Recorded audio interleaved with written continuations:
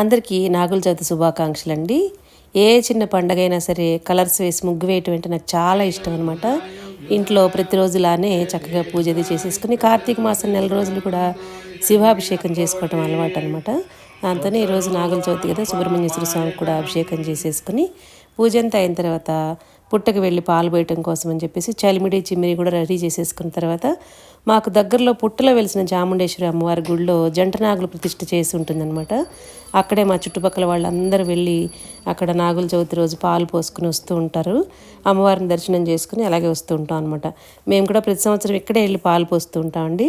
చక్కగా వెళ్ళి అక్కడ చిన్న ముగ్గు వేసేసుకుని దీపాలు పెట్టేసుకుని సంకల్పం చెప్పేసుకుని అలాగే మా అమ్మాయి నేను కూడా దీపాలు వెలిగించేసుకుని నైవేద్యం పెట్టేసుకుని పుట్టలో పాలు పోసేస్తూ అనంతం వాసుకం శేషం పద్మనాభంచ కంబలం శంఖపాలం ధృతరాష్ట్రం తక్షకం కాళీయం తథా అని మంత్రాన్ని చిన్న మంత్రం అనమాట చెప్పుకొని ఈ పాలు పోసుకోవాలన్నమాట. నాగుల చవితి రోజు నాగులను పూజించి నాగుల చవితి రోజు చక్కగా పుట్టలో పాలు పోయటం వలన కుజదోషాలు, కాలసర్ప దోషాలు, కళత్ర దోషాలు ఇలాంటివన్నీ తొలగిపోయి చక్కగా ఆయురారోగ్య అష్టైశ్వర్యాలతో ఉండాలని మనకి అనాదిగా వస్తున్న సాంప్రదాయం కదండి.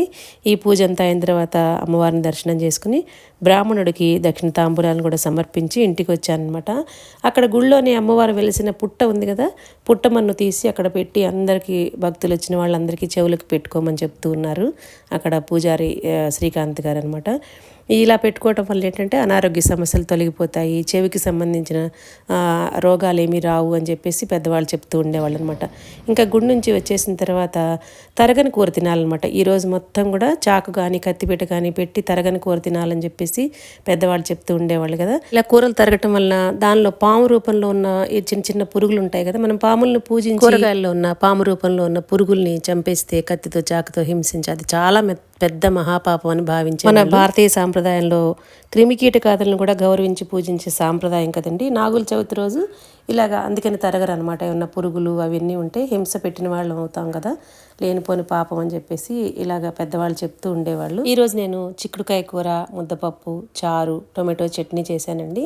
ఇలా గోటుతో పీచు అటు ఇటు తీసేసి ఇవన్నీ చిక్కుడుకాయలు రెడీ పెట్టేసుకుని ఒకసారి కొంచెం ఆవిరి మీద ఉడికించేసుకుని లేదా కుక్కర్లో ఒక్క విజిల్ రానిచ్చేసేసి అల్లం, పచ్చిమిర్చి, కరివేపాకు, కొత్తిమీర ఇలాగ దంచేసి పోపులో ఒక్క నిమిషం అలా వేయించేసేసి ఉడికించుకున్న ఈ చిక్కుడుకాయ ముక్కలన్నీ వేసేసి పసుపు, ఉప్పు వేసేసి కొంచెం నువ్వుల పొడి వేస్తే ఈ కూర కూడా చాలా బాగుంటుందండి. ఈ నెలంతా ఉల్లి వెల్లుల్లి అస్సలు తినవండి కార్తీక మాసం. ఇలాంటివి కావాలనుకుంటే కమెంట్స్లో తెలియజేస్తే ఇలా ఉల్లి వెల్లుల్లి వేయకుండా చేసే వంటలు కూడా మీతో షేర్ చేసుకుంటానండి. ఇలాంటి మంచి మంచి వీడియోస్ కోసం మన ఛానల్ని ఫాలో అవుతుండండి.